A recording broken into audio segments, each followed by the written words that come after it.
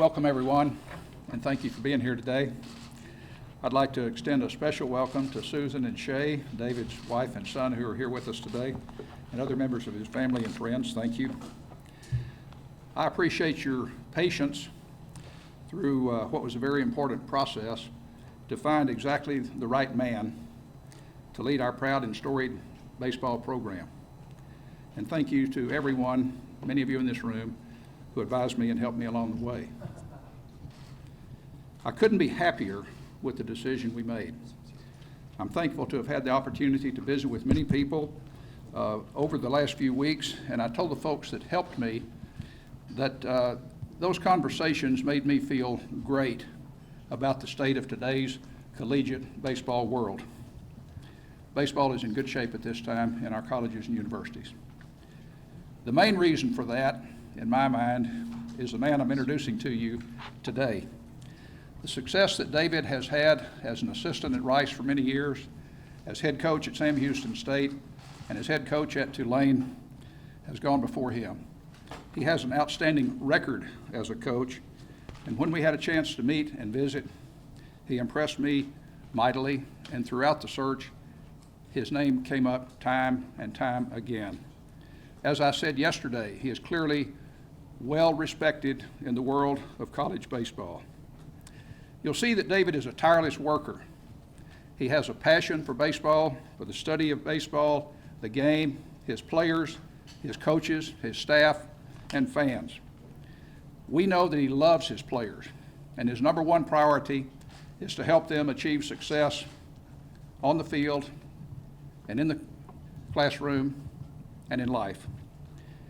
He is also a die-hard Texan. David grew up in Houston. He knows this state, the baseball hotbeds backwards and forwards, the Gulf Coast, Metroplex, all the club teams around the state. He's tireless on recruiting. He's well known by players and coaches and others who support our fine youth baseball here in Texas. He's someone who, in our visits, clearly understands the pride and tradition of the Texas Longhorns. He respects and appreciates, as I do, the importance of his position in what we all know as the finest program in college baseball. Today is a great day for the University of Texas as we celebrate and introduce you to the 13th head coach in the 122-year history of Texas Longhorn baseball, and only the 5th coach since 1911, Coach David Pierce.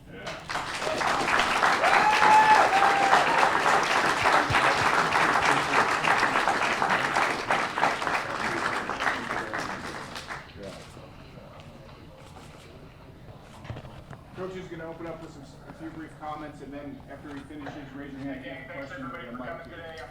Good morning. Thanks for coming. It's a special day, and it's been a special journey. We had some opportunities to go out to Los Angeles coaching with the collegiate national team. And I get a phone call, and Mike and I have been back and forth all week, and I had the fortune to be standing in center field at Dodger Stadium as I was talking about the University of Texas job. So that's pretty special, very special. I hope you can handle a slow-talking Texan, because that's what you got. Very excited, very thankful to be here. I've been waiting to come back home and to do that right there. So it's really an awesome feeling to be back home. I want to quickly thank Tulane University and the great things that we did there for 2 years. I want to be thankful with or appreciative to Rick Dixon, my former athletic director, and Troy Dannon, our current athletic director, their staffs, as well as President Fitz at Tulane University. I have great respect for Tulane University and great respect for the people that I worked with, and I have great respect for our teams, support staff, and coaches. I have special thanks for those people, our coaching staff, our support staff, and especially our team. These guys were outstanding for 2 years, and they did an excellent job of accepting our guidance, and we built some great relationships with them. I'm really proud of those accomplishments. I really want to thank President Finvis. I want to thank Mike Perrin for the diligent work that you did in the search, and the understanding of making sure that you turned every rock over and made it important to me to feel like that I was a special person to have this opportunity, because that's exactly how I feel. Thanks for giving me that opportunity. I want to recognize two great men that helped mold and build this university's baseball program, and Coach Gustafson and Coach Garrido. In the past, I think it's 49 years, the wonderful job that they've done of doing the same thing that I hope to do. And I'm privileged and honored to have the right to follow them and hopefully lead this program to great things. I've been blessed to have so many people in my lives that have been a part of everything that's happened to me. So many friends, family. My mom, stand up, Mom. I didn't even know you were coming. My sister-in-law, Kim. You can just wave. Donna, great friend. Gene and Scott. You'll find out Scott's the general manager everywhere I go. I want to thank all the coaches and former players that have done so many things for me and helped mold my life and allowed me to be in this position. The players that I had from every place that I've had the opportunity to coach. 3 different high schools in the city of Houston, 2 colleges, University of Houston and Rice, and then 70 miles up the road at Sam Houston State. Just a wonderful experience with great people. Then I've got to thank my wife, who's given so many sacrifices for our family, and she's truly the quarterback of our team. Susan, stand up. I love you. Thank you. My daughter is a UT grad, 2012 from the dance program, and you'll be proud to know that she works for a company in Los Angeles as a representative of the University of Texas. She went to Germany a week ago, and from Germany, she's in Spain for her last tour. She's getting married, and how great is this? Dripping Springs, Texas, right up the road. Don't ask me how we figured that out, because, you know, being in New Orleans and her being in LA is a little tough choice, but we got it done. I started out by trying to help in the wedding, and I eventually made my way out of it and started just writing the checks, and I eventually got out of that as well. I just understand how wonderful these guys have been in my family. My son Shay played for me at Sam Houston State, and then came over to Tulane, played his 5th year, and is going to receive his master's in August from Tulane University. So that's a special thing for our family as well. I got a special thanks for one gentleman, Coach Wayne Graham, who's also a Texas ex, that allowed me to work with him and grow with him for 9 years at Rice University and have such great success, and I have such great respect for him and the Rice University program. I've spent more time with Coach Graham than any other spot, and how ironic we open up with Rice University this coming season. I really appreciate that. Well, it's been well documented of my roots and how special it means to my family and I to come back home and to be a great, not only to come back home to Texas, but to come back to the University of Texas, the greatest university in the country. And I truly believe that. I played high school baseball, college baseball in the state. I've had, it's been documented as well that I've coached in the state. I've recruited the state very hard. And I've got great friends in the state. I was a director in the high school association. That is another part of my backbone that truly means a lot to me. The time that I had coaching in the high school levels and understanding the things that our high school programs go through and the restrictions that they have and how wonderful they do the same thing I try to do in molding young men. And I just have a great amount of respect for all of them. I still go to Waco every year, which is our Texas High School Coaches Association, so I'll still make my way there. So it's been great being back home. But all these stops along the way truly set me up for this day. Starting at my alma mater at St. Pius High School, where I have the opportunity to just turn 25. I was the offensive backs coach, I was a head baseball coach, and I had 5 history classes. I was usually 2 pages ahead of the kids on the history.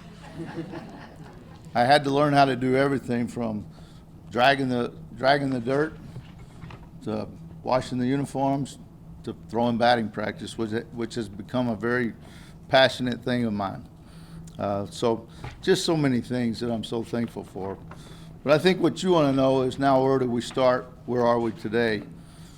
And the thing that I want you to understand is that I coach baseball, but I really coach people.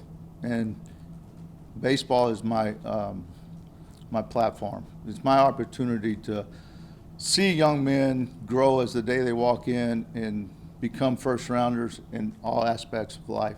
It's not just about baseball first rounders. It's about becoming great citizens. It's about becoming great young men, businessmen, lawyers, doctors, and just be great family men. And that's what I cherish, and that's what I love to look back at and see how well all these guys are doing. And we have so many successes, and we'll continue to have that success. We've got such a great foundation to start with.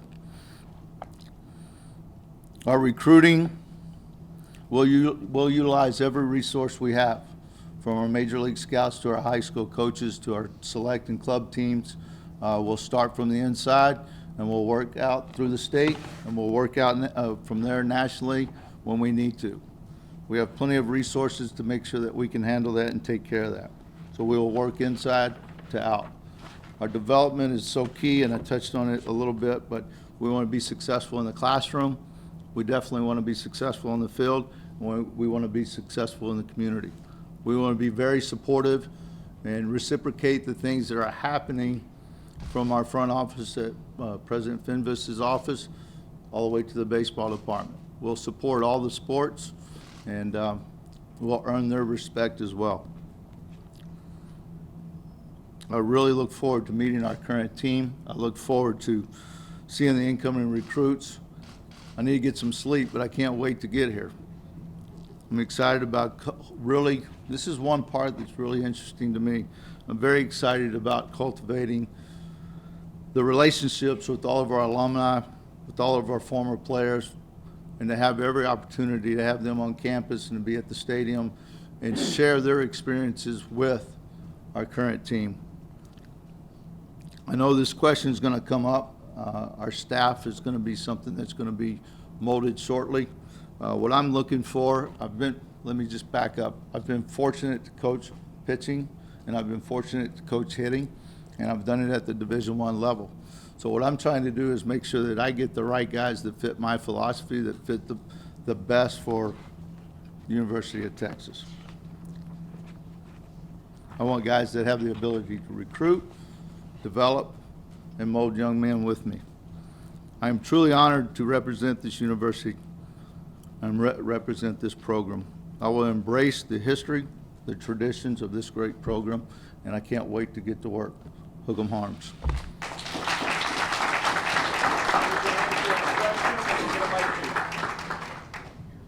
Start with Dennis in the middle. Hey, Coach. Dennis Delapainter from Fox 7 here in town. Hi, Dennis. Welcome. You've had a great track record at your previous 2 stops as a head coach. No waiting as far as building a program and getting it into the NCAAs. What kind of hopes do you bring in, and should there be any waiting for this program to make it? No, there's absolutely no waiting. I mean, we have great expectations everywhere we've been. So my intent is to jump right in it. I think we have some very good young players, some very good returning players coming back. I think we'll just try to continue where Coach Garrido and his staff is taking the program and try to build on these young men. Stay in the middle, Roger. Coach, you had a long flight, probably did a lot of thinking yesterday. Do you reflect on when you talk about Cliff Gustafson, Augie Garrido, and now you're the guy that's going to run this storied program? It's unbelievable, to be honest with you. Growing up here and watching you know, especially those two, and playing against Coach Gus and his great teams, and a lot of his players were really good friends of mine. And then to coach against Coach Garrido, really some tough battles back in the day at Rice. And we just have a lot of respect for both of them. But we've become really good friends, you know, with different coaches throughout the country. But Coach Garrido has been a good supporter. And Coach Gus, I can't wait to see him. Front Bob. Hey, Coach, Bob Ballou, KITV here in Austin. Welcome to Hi, Bob. Austin. What did you talk to Wayne Graham much throughout this process, and what did he tell you? And then second, I know you wore the number 22 at Tulane. Is there a significance there, and do you plan to win that here? Well, I wore 28 the first year I went to Rice, and we won the national championship. So I'm not very smart because I changed it. 22 is an interesting number for me and my family. My dad passed away when I was very young, and he was born on the 22nd. My wife and I got married on the 22nd. My son was born on the 22nd. So I figured I'd just wear number 22, but I may want to go back to number 28. You're right, Coach. What about Wayne Graham? Oh, Coach has been, you know, we don't talk that much in season. We have opportunities out of season every year and get caught up. But when I called him, I actually talked to him yesterday, and I just told him how much I appreciated what he's done for me and the opportunities that time there has given me. But, you know, he gives me great advice and just said, basically he said, Coach, you're the head coach at the University of Texas. I'm proud of you. On your right, Kirk. Yeah, Kirk Bowles from the Austin American. Hi, Kurt. Welcome to Austin. And you interviewed on June 18th. Can you tell me what was going through your mind these last 2 weeks? Do you feel like they were looking somewhere else? And do you feel like the first choice? I definitely feel like it's first choice. And, you know, what concerns me is that I'm out working and I'm out recruiting. And fortunately, I was in Los Angeles and had the opportunity to coach with Team USA, so I was very preoccupied. But, you know, whether I was or wasn't, it doesn't matter to me. What my concern is it's not where you start, it's definitely where you finish. Stay in the middle, Chip. Chip Brown with HornsDigest.com and AM 1300 The Zone here in Austin. Coach, welcome. Thank you. Why are you here? What ingredients have put you here? 16 straight NCAA regionals as an assistant, as a head coach. What is it? Well, you know what? When we talk about expectations, you talk about pressure. I don't feel any of that. Really, what I feel is it's a day-to-day process to go get better every day, and we're going to have talented players. We've been fortunate, and we've had some opportunities that we've earned, and we've earned those opportunities because we've been very consistent. We haven't won every series, but we've been very consistent. When we've lost a game, we've had the ability to bounce back. And when I look at, you know, we have a lot of terms that are thrown at us, but when I talk about mental toughness, I talk about being consistent on every aspect of your game. It's tough to play on Sundays after Friday, Saturdays, so we got to figure out how to win on Sundays. In Tuesday midweek games, you know, we're a target, and so we have to make sure that we're prepared. So if we're prepared and we're consistent, we're not guaranteed anything, but we're guaranteed an opportunity to go out there and compete, and that's what we look forward to. At the end of this, you got to understand, our season's a very long grind. It's not, you know, you can walk out and have a great first 2 weekends and then struggle the next 2 or 3. What we want to try to do is eliminate some of those periods where we're struggling and try to get back on track. And we've done a very good job of being consistent doing that. You're about to coach Dustin. Dustin McComas from OrangeBloods.com. Hi, Dustin. Hey, how would you describe in detail kind of your ideal offensive philosophy, and also how would you like to arrange the roles of your pitching staff? Well, first of all, our offensive philosophy is very simple. We want to try to have the ability to score in multiple ways. We really, truly feel like that we prepare to score against multiple types of pitchers and have that ability to score with the running game, with the short game, with the hit and run game. We've been fortunate to drive the ball out of the park last year. So how do you consider driving the ball out of the park? I mean, doubles in the gap changes the game. So we want to make sure that we're freed up and we're confident in our swings, and we go out there and do everything possible to be successful. Your second part was about pitching and the structure of our pitching.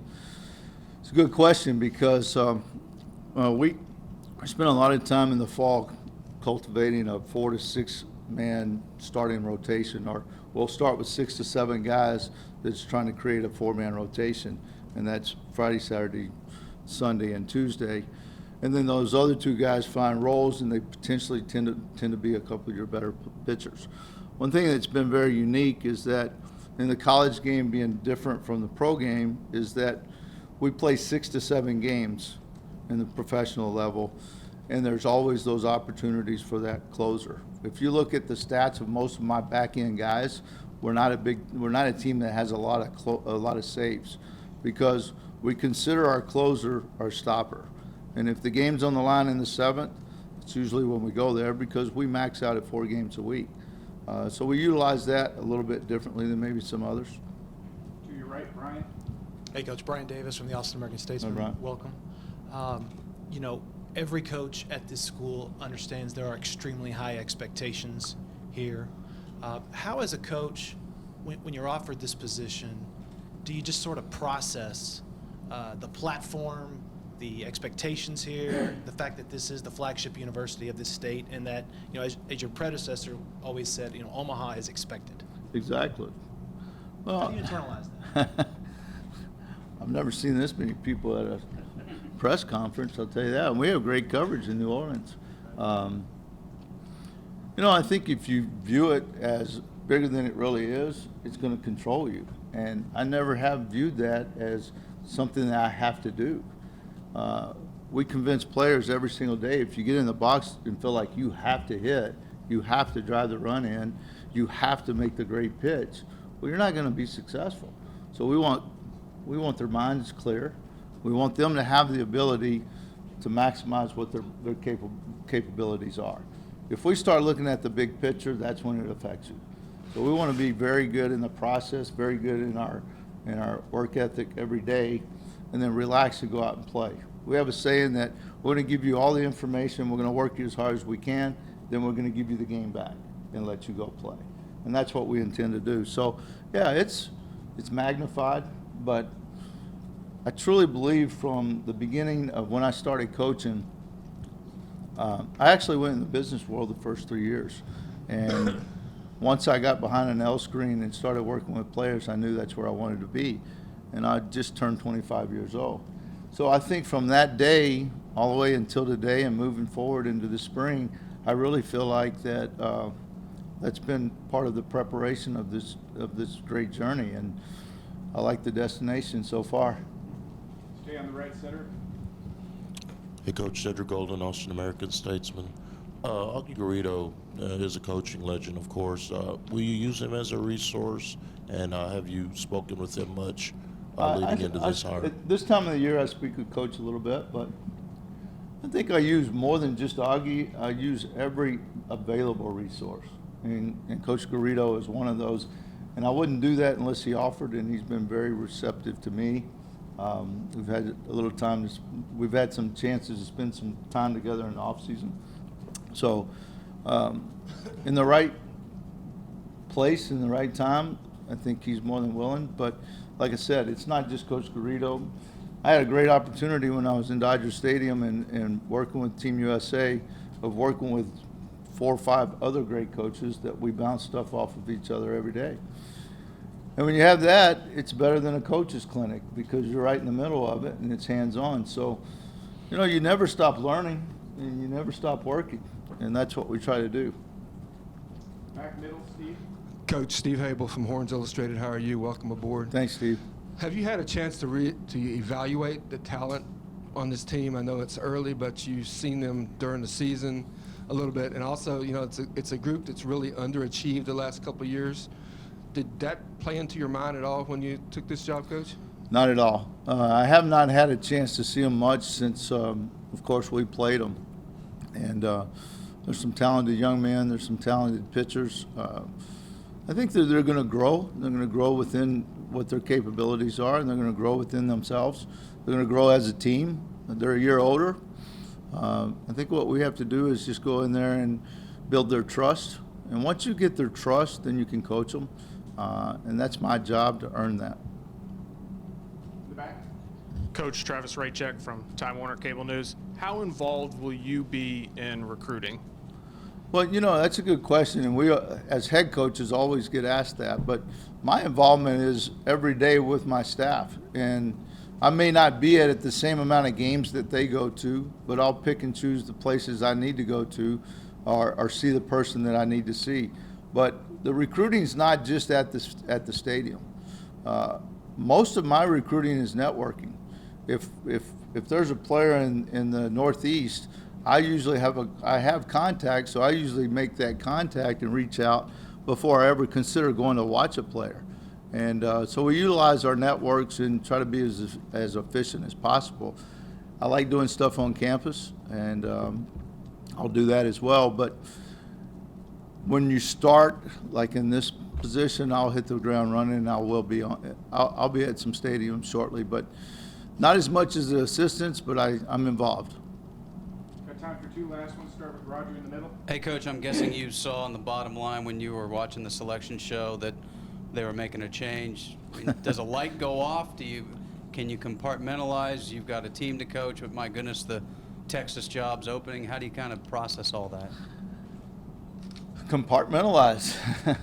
That's one of those things that we're always got an ear out, and you always got a peek. But you just try to grind it out and kind of pay attention to everything. But your focus at that point is going to a regional, getting your team ready, trying to work through scouting reports to get ready to go to Oxford this year. So maybe just a peek, but that's about it. Last question on the right, Kirk.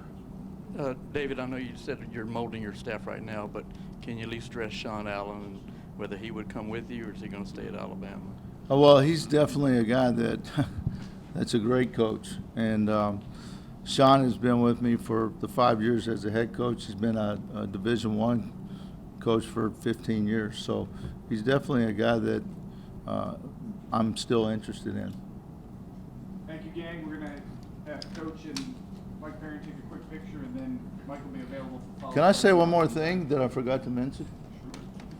I don't have a tie on for a reason today. I flew straight from Los Angeles, and my wife came in from New Orleans and got here about 10 minutes ago. So Drew was great to get me a shirt, so that's why I don't have a tie on. I needed to make sure I clarified that. Thank you all very much.